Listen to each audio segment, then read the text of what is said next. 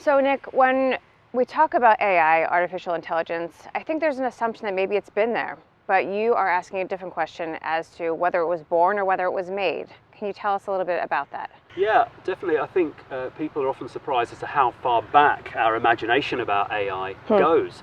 So I think that AI was imagined from many centuries ago and then researched more recently, and then only in the last 10 or 15 years really made in the way that we see it now. Okay. So for example, in Homer's Iliad, he talks about the god Hephaestus, who Yes. forged women made of gold to serve as his handmaidens.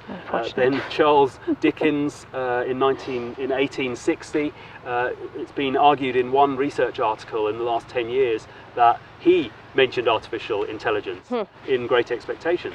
Okay. And then actually more recently in 1956 at Dartmouth College was when the field of AI, named as such, was born, and then went through many phases, and until 1997 Deep Blue shocked the world by beating Garry Kasparov at chess, and these were using older methods. Yeah. But it was in the mid-2000s when Geoffrey Hinton made some theoretical breakthroughs, and combining that with the vast computing power we have and vast amounts of data, that's the AI we have today. Okay. The narrow artificial intelligence that's used in business and was used by AlphaGo and its derivatives to defeat world-leading Go players. Okay, good to know. Thank you so much.